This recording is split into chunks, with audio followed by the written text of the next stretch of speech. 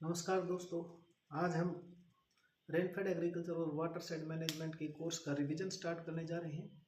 इसमें ऐसे उन पहलुओं का अध्ययन करेंगे, डिस्कशन करेंगे जो आपके ऑब्जेक्टिव और सब्जेक्टिव क्वेश्चन हल करने में मदद करेगा। तो रेनफेड एग्रीकल्चर, जैसा कि हमें नाम से पता चलता है, रेनफेड का मतलब जिसकी फीडिंग केवल रेन से होती हो, तो हम ये भी कह सकते हैं ये नॉन इरिगेटेड एग्रीकल्चर है।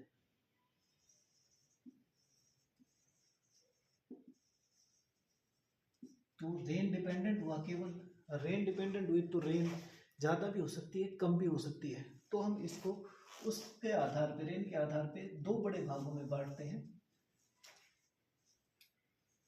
रेनफेड वेटलैंड और रेनफेड ड्राईलैंड्स। वेटलैंड यानी बहुत सारी बारिश ना होती हो, तो इसका मतलब इस रीजन में क्या होगी, एडुकेट रेनफॉल रहेगी, वेल डिस्ट्रीब्यूटेड रहेगी और लॉन्गर ड्यूरेशन के लिए रहेगी। अगर बारिश की कमी नहीं है तो क्या दिक्कत आ सकती है, यहाँ ड्रेनेज की दिक्कत आ सकती है, और ड्रेनेज सही नहीं रहा तो वाटर इरोजन होने के और क्रॉप लॉसिंग के बहुत से चांसेस, संभावनाएं यहाँ बनती हैं। अब बात करते हैं रेनफेड ड्राईलैंड की। ड्राईलैंड वो एरिया हुआ जहाँ लो रेनफॉल रहेगी, जो ड्यूरेशन है वो शॉर्ट रहेगी, इरेटिक रेनफॉल रहेगी,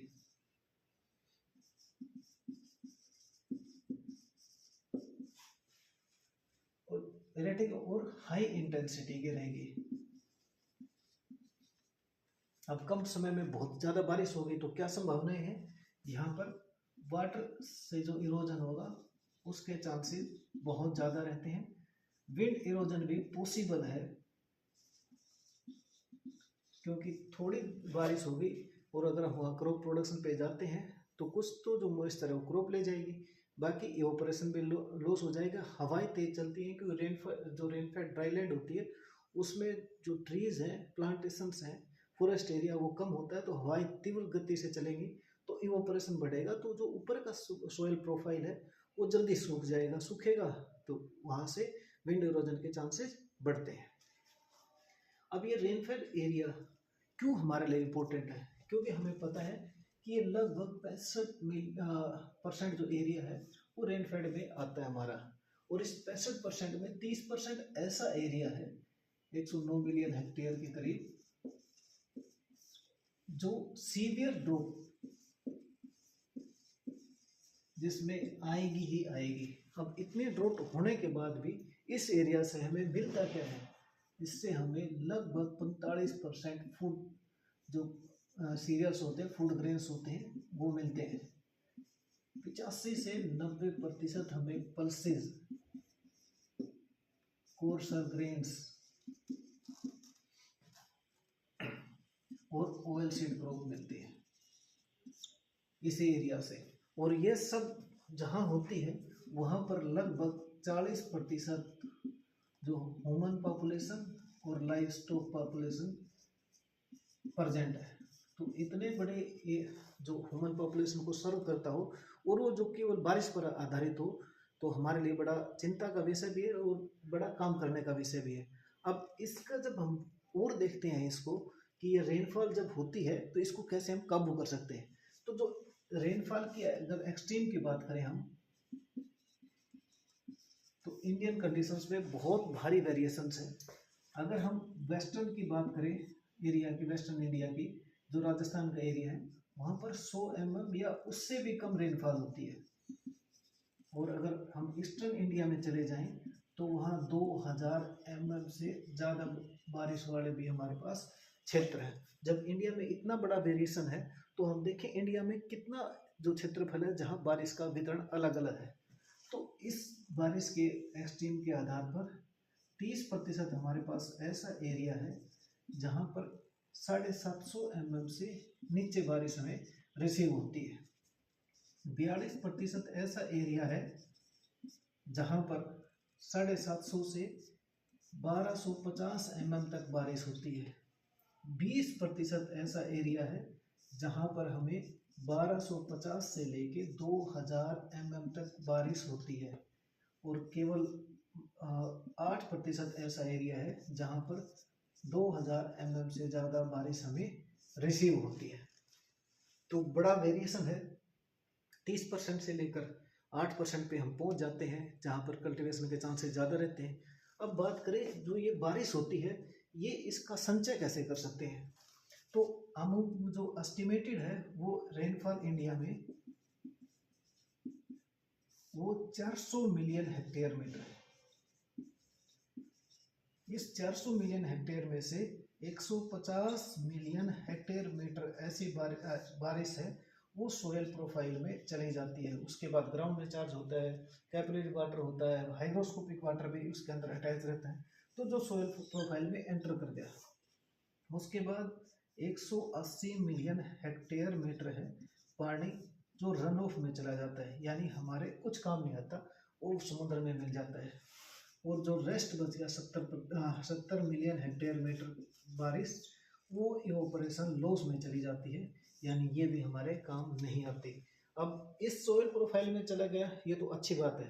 अब जो 180 मिलियन हेक्टेयर मीटर जो पानी बहता है, जो इस एरिया का बहुत बड़ा हिस्सा है, उसको हम कंजर्व करने की सोचते हैं।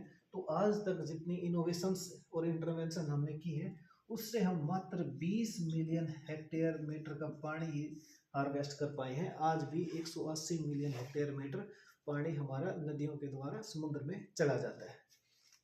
अब बात करते हैं कि इस रेनफेड को हम किसी और आधार पे भी क्या डिस्ट्रीब्यूशन इसका कर सकते हैं, क्लासिफिकेशन कर सकते हैं।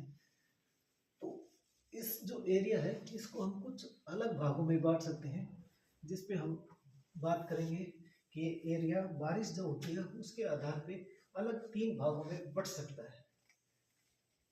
जिसमें पहला आता है हमारे पास एरिड रीजन, दूसरा आता है हमारे पास सेमी एरिड रीजन, और तीसरा हमारे पास आता है ह्यूमिड रीजन। अब ये तीनों एरिया हमारे पास हैं, तो इन तीनों एरिया में रेनफेड है, यानी रेन से फीडिंग होगी। तो इन तीनों क्लासेज में जो क्रॉप प्रोडक्शन होगा किस बात पर डिपेंड करेगा, रेनफॉल के टेम्परल और स्पेटियल डिस्ट्रीब्यूशन के आधार पर डिपेंड करेगा। अब जब हमने एक रिसर्च की हुई जिसमें ये पता चला, अगर ये रेनफेड एग्रीकल्चर है, इसमें हम एस्योर्ड इरिगेशन दे दें, यानी वाटर हार्वेस्टिंग कर लें, जो हम 20% कर पाए उसको और इंक्रीज कर दें, तो क्या हो सकता है। तो एस्टिमेटेड जो यील्ड इससे आई एरिड एरिया में वो टन पर हेक्टेयर के आधार पे है, तो 0.2 टन पर हेक्टेयर आई, जो आज हो रही है। सेमी एरिड रीजन में 0.6 टन पर हेक्टेयर, और ह्यूमिड रीजन जहाँ बारिश ठीक ठाक होती है वहाँ पर 1.9 टन पर हेक्टेयर जो करंट कंडीशंस हैं उसमें हमें यील्ड प्राप्त होती है ऑन एन एवरेज। लेकिन अगर बात करें इसमें एस्योर्ड इरिगेशन दे दें, रेन वाटर हार्वेस्टिंग करके भी, तो जो ये पैदावार है ये 1.0 टन पर हेक्टेयर तक इसका पोटेंशियल है। तो ये पोटेंशियल यील्ड जो मिल सकती है एरिड रीजन से वो 1.0 टन, यानी 5 गुना तक हम पैदावार बढ़ा सकते हैं। दूसरा सेमी एरिड जहाँ पर मात्र 0.6% होती है, उसको लगभग हम 4 गुना तक वहाँ पैदावार को इंक्रीज कर सकते हैं। ये इस क्षेत्र की पोटेंशियल है। और अगर हम ह्यूमिड रीजन जहाँ पानी की कमी नहीं होती, वहाँ पर 3 टन पर हेक्टेयर तक की पैदावार हम प्राप्त कर सकते हैं, यानी लगभग हम 1.5 गुना वहाँ पैदावार ज़्यादा ले सकते हैं। जब ऐसा कर सकते हैं तो बढ़ती हुई जनसंख्या को देखते हुए सरकार ने कुछ रेनफेड एरिया के बारे में सोचा कि क्या कर सकते हैं। तो जो 4th ईयर प्लान था, 5th ईयर प्लान था 1969 से 74 के बीच में, तो ICR को जिम्मा दिया गया कि आप रेनफेड एग्रीकल्चर एरिया के बारे में कुछ काम करें। तो उस एरिया में काम करने के लिए जब इन्होंने अपना रिसर्च, इनोवेशंस और नेटवर्किंग का कार्य किया, तो इन्होंने मुख्य काम क्या किया कि कोर्सन ग्रेन्स जो हैं उनकी वैरायटीज पर फोकस किया कि वो फोटो सेंसिटिव ना रहें, वो ड्रॉट टॉलरेंट रहें, उनमें एडाप्टेशन की प्रक्रिया ज़्यादा हो, यील्ड ज़्यादा हो, वाटर और न्यूट्रेंट की रिक्वायरमेंट कम हो, ऐसी चीज़ों पे काम किया। और 1970 तक में, एक साल बाद, आईसीआर ने एक प्रोजेक्ट निकाला, all India coordinated project for dry land agriculture. अब इस जो एग्रीकल्चर का था, इसमें दो मुख्य उद्देश्य इन्होंने ध्यान रखा कि एक तो किसी तरह यील्ड को बढ़ाया जाए, दूसरी better crop for every raindrop, यानी जो पानी बारिश से आता है उसको कैसे संचय किया जाए, कैसे उसको दोबारा यूज किया जाए।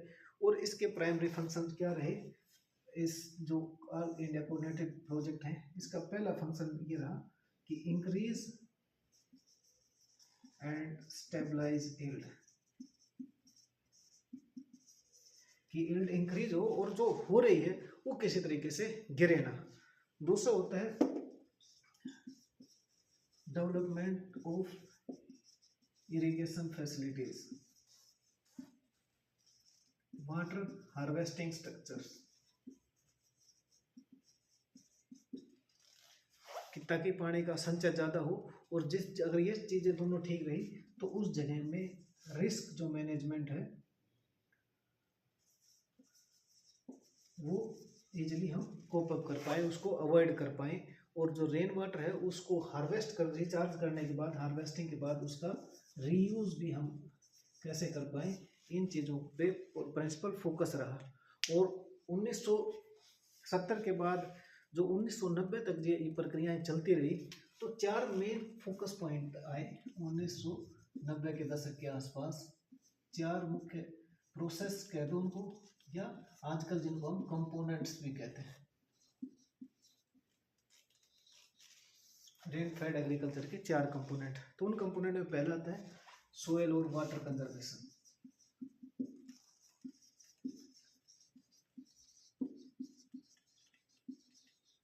कि किसी तरह से वो सारे स्ट्रक्चर्स बनाए जाए जिससे सोयल के अंदर पानी स्टोर हो और जो बह के जाए उसको किसी तरह हार्वेस्ट कर लें। और जो पानी हमने किसी तरह सोयल और वाटर का कंजर्वेशन किया, वहां पे क्रॉप प्रोडक्शन जरूरी कर सके कि क्रॉप फेलियर ना हो, वो दूसरा इसका कंपोनेंट है। और तीसरा है वाटर हार्वेस्टिंग और वाटर यूज।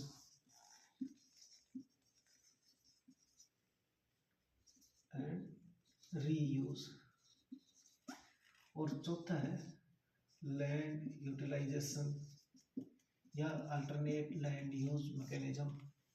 ये 4 ऐसे कंपोनेंट लगाए जिससे हम रेन फेड एग्रीकल्चर की जो ज़मीन है उसके अंदर फर्टिलिटी को बढ़ा सकते हैं, क्रॉप की ड्यूरेशन को बढ़ा सकते हैं, क्रॉप के पैटर्न को चेंज कर सकते हैं, एग्रीकल्चर और अलाइड एक्टिविटीज ला सकते हैं, रिक्रिएशन ला सकते हैं क्योंकि वाटर की हार्वेस्टिंग और रिचार्ज होगा।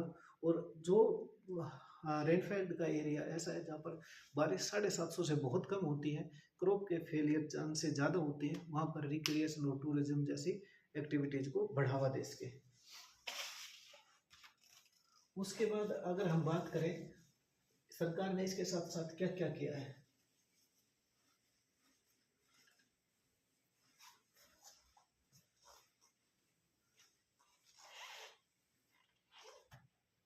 तो एट प्रेजेंट अगर हम बात करें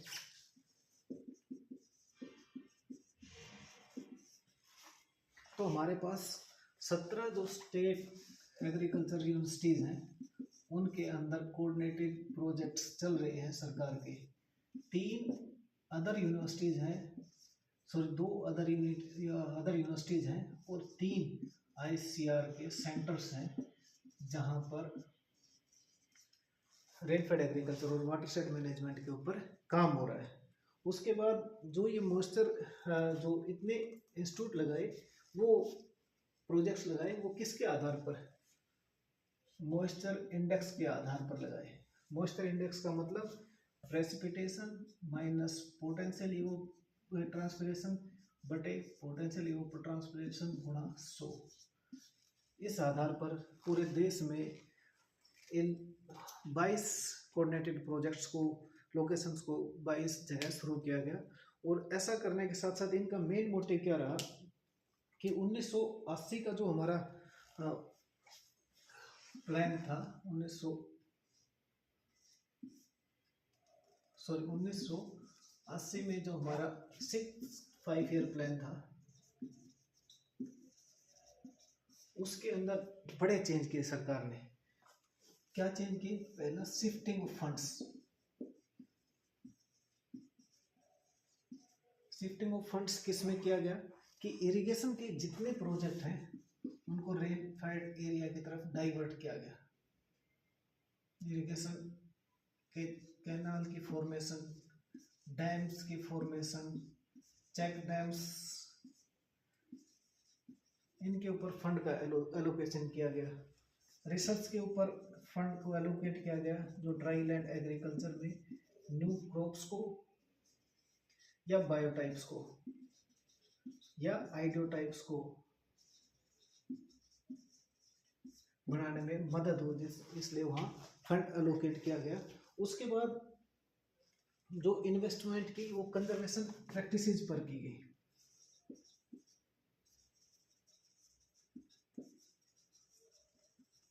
और कंजर्वेशन की टेक्नोलॉजी पर,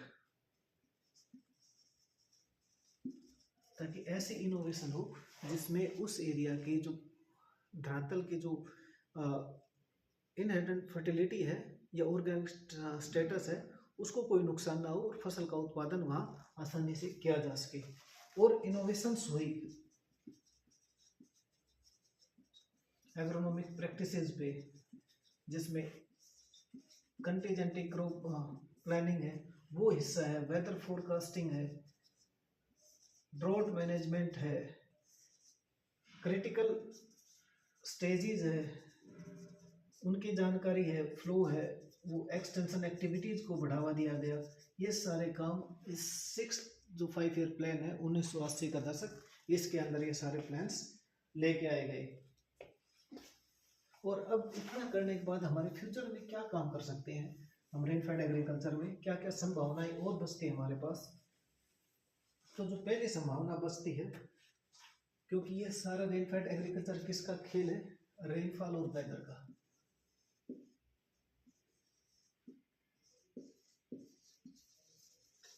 तो हम पहले क्या कर सकते हैं, जो एग्रो मेट्रोलॉजिकल इंफॉर्मेशन है उसको और दुरुस्त कर सकते हैं।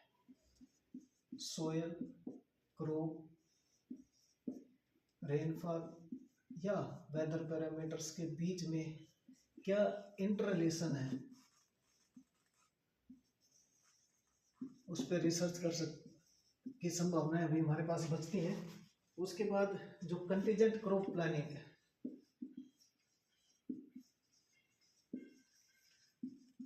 ये बहुत लैकिंग है अभी, क्योंकि जो बारिश है वो 100 से 2000 mm तक का डिस्ट्रीब्यूशन है और वो सारा स्पेटियल और टेम्परल डिस्ट्रीब्यूशन भी है। तो एक कंटीजेंट प्लानिंग एक बड़े क्षेत्र के लिए कामयाब नहीं हो सकती, तो इसलिए इसे क्या करना चाहिए, लोकलाइज्ड जो कंटीजेंट प्लानिंग है उस पर हमें ध्यान देना चाहिए। इंटरक्रॉपिंग और मिक्स्ड क्रॉपिंग पे फोकस करना चाहिए और ऐसी वैरायटीज का डेवलपमेंट करना चाहिए जो इंटरक्रॉपिंग और मिक्स्ड क्रॉपिंग में ज़्यादा यील्ड दे सकती हो और फोटो इनसेंसिटिव हो। क्रॉप के को वाटर की रिक्वायरमेंट कम से कम हो और उनकी यील्ड ज़्यादा हो, ताकि रिस्क को वहाँ मिनिमाइज किया जा सके।